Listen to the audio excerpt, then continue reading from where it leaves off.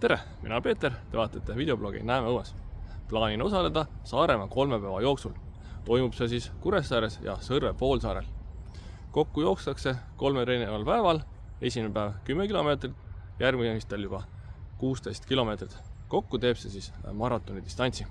Sekretariaadis sain ka oma võistlusnumbrimärgi ning ostsin ka meenemütsi. Nonii, nüüd võib võistlus alata. Kui eesmärkidest rääkida, minimaalselt loomulikult võistluse läbida, on see mulle esmakordne võistlusel osalemine. Teiseks, loomulikult läbida see joostes, et vahepeal ei kõnniks. Ning kolmandaks, võiks ju proovida ka vähemalt mõnel tempomeistril vähemalt järgi püsida. On need kokkuvõttes 3 tunni, 3.15 või 3.30. Loodetavasti proovin ikka 3.30. Aga eks see siis paistab. Sellised on kilomeetri tähised. Siin siis väidab, et 9 kilomeetrit lõpuni.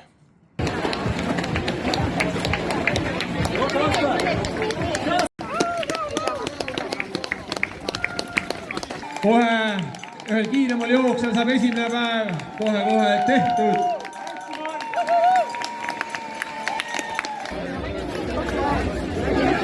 Raske oli. 32 kilti veel. Nii, müts peas ja liigun teise päeva kogunemiskohta, kus siis buss võtab võistlejad peale ja läheb Sõrve.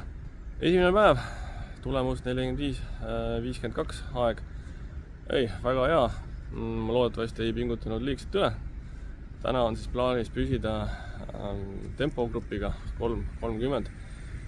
Pole nii pikka maad see hooaeg jooksnud, et eks see vaatab, kas 16 kilomeetrit ikka on jõukohane ja tulen finišis ikka ära. Võib öelda, et kord aastas muutub väike idülline Iide küla Eesti väikelinnaks, kui arvestada populatsiooni, mis kohale koondub.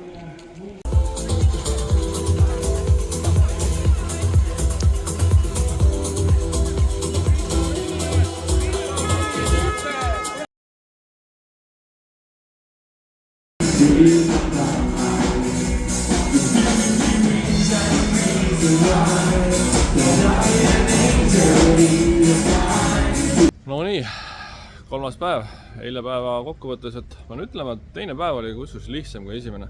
Võib-olla esimene päev tõmbasin ennast hingetuks, siis nüüd teine päev oli täitsa okei. Ilmselt hoidsin ennast tagasi ka alguses.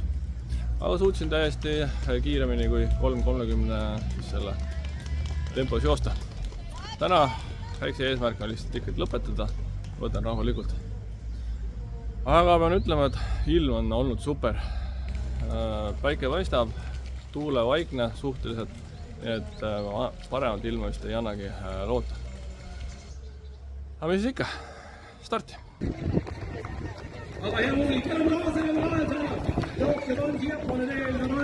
Peeter!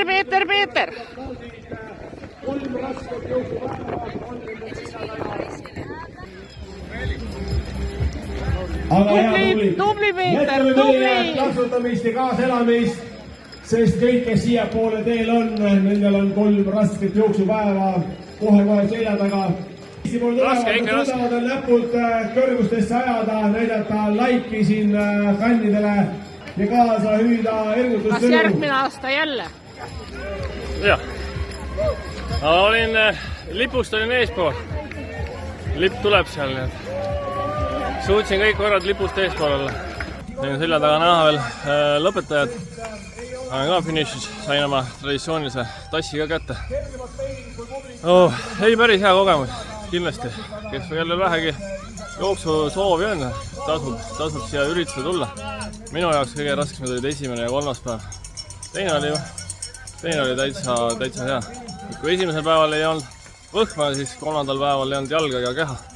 Oli mul eesmärk ju lõpetada ajaga vähemalt 3.30. Ma pole tulemusi vaadanud, aga kuna ma olin kogu aeg lipust 3.30 eespool, siis arvan, et eesmärk sai täidetud. Miks just aeg 3.30? Nimelt kunagi olen ka maratoni jooksnud ühes jupis Stockholmis, kus ma sain aja 3.32. Mõtlesin, ei saa seekord ikka kehvem olla, et 3 päeva peale see maratoni ära joosta. Mis mul siin ikka soovib, et näeme uues. Ja siin tullakse lapsevankriga ka finiši poole. Seekord on lapsevankrid eespool. Lihtne ülesanne.